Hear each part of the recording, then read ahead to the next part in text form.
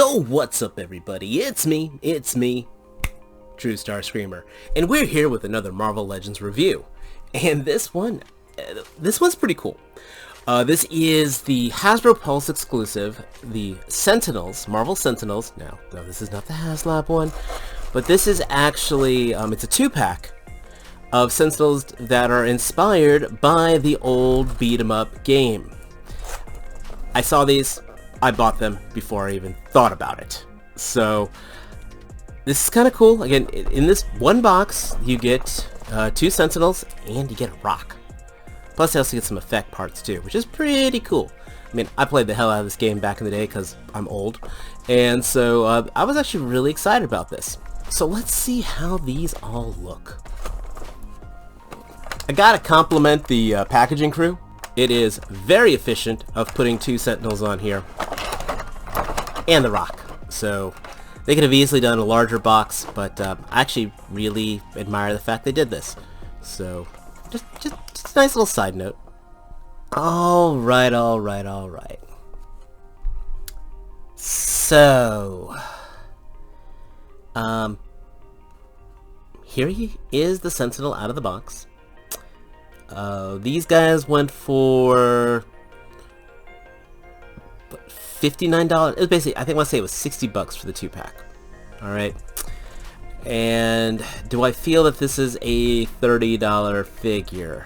That's hard to say. It's definitely bigger, which is nice. I mean, here's our average 6-inch figure, and he's definitely bigger than him. But is it necessarily a Sentinel? It's hard to say.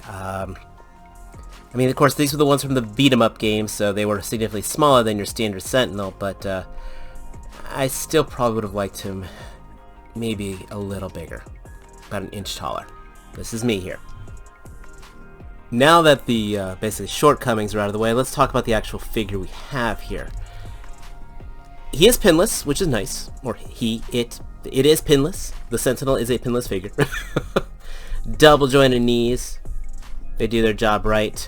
Very basic articulation on here. Still get the regular hip swivel, but the chest is on a ball torso, which is nice. Call me spoiled.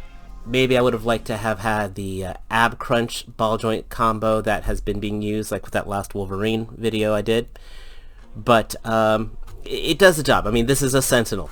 They walk forward, they punch, and they blast. These are not exactly foot soldier drones, if you know what I'm saying. But I mean, again, you got the decent. He can do what he needs to do. You know, there we go. It's about high up there. Thigh swivel. Do have a boot cut. Do have a very shallow ankle pivot, but it's there. No butterfly, which I'm okay with. Double jointed elbows. Got the torso twist right there.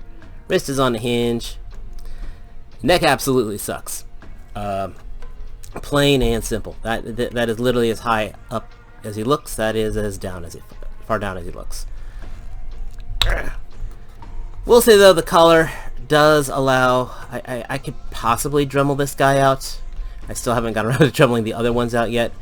I need to see if it's worthwhile though, because even if I Dremeled it out, I would have to be taking it all the way down here for it to really look up, and then it's just mostly captured inside here.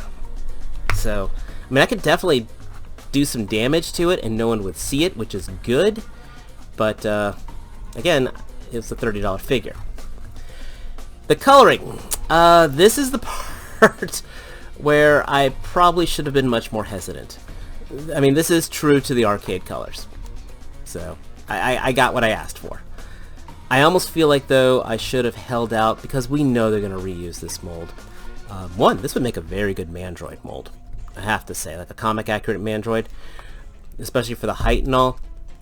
But I think, and I really hope they release this in more comic book Sentinel colors, and then I think that will be a much better addition to the shelf. I think with the bright pinks and the fuchsias and all, it's not going to be as accurate when you put it next to You're conventional. I mean, I know this is the animated one, but even then, he just looks so clean. So, man, oh man, this was harder to do than you think. So for the accessories, as you can see, he comes with, I've been calling it a rock. That's not a rock. This is a big piece of asphalt that he pulled from the ground. We'll talk about that in a second. He's got holding hands to hold said things. Go ahead and take that out of there. Yeah, we'll talk about that in a moment. But let's talk about this. As you can see, you got the street right here. So this is actually not a rock to sit on the ground like that, though you can use it for that.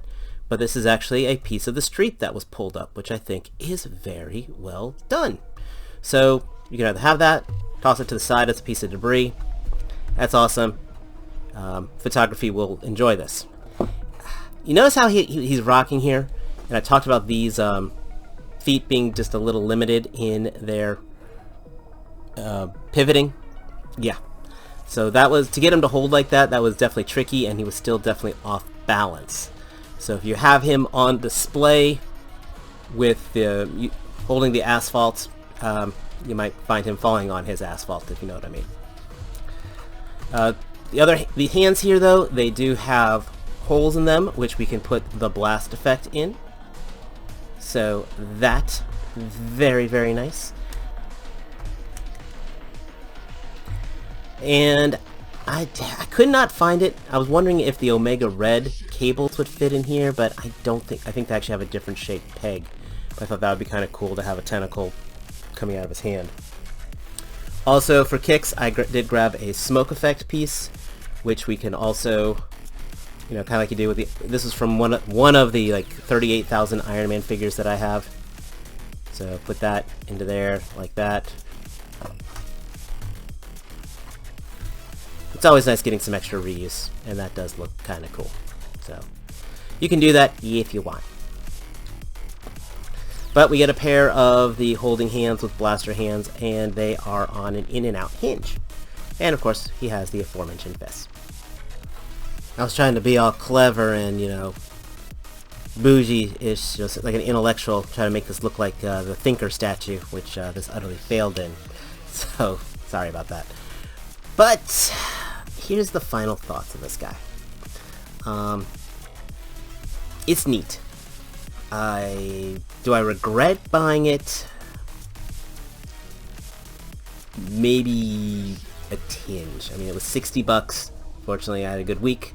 It is an exclusive, but this is definitely much more of a novelty piece. If this was done in proper Sentinel colors, maybe I would be enjoying this more, and that's the big thing. They've got to be sending this guy. They'll have to re-release this guy in Sentinel colors, proper ones. It's just, it would be a crime not to mention I think they would be leaving money on the table. You know, I've been saying for a long time that I would love Diamond Select to make a Sentinel figure, you know, much like their Apocalypse figure. I always thought that something like that for a $25, $30 range with what Diamond Select does with the Marvel Select figures, they'd be printing money. In a way, this will be printing money as well, especially if they do it in proper colors. So I'm going to say this. Don't bend over backwards trying to get these in your collection. I'm going to flank this on either side of my HasLab Sentinel, yes, but I just know these colors aren't going to be right. I may even throw these guys up on eBay. As I look at this, I'm just having that slight remorse. I've seen some neat things where people get the Kree Sentinel, build a figure, and put a Sentinel head on it. I actually think that looks better than this. I mean, articulation, like I said, is very, very basic, which is not a bad thing for a Sentinel. These feet here, though, that don't seem to want to stay solid, that is driving me crazy. Scale-wise, again, I would have liked it just a little bit taller, just an inch taller. I think that would have done the trick, and frankly, I think justified the price point a little bit better. The asphalt piece, that's pretty cool.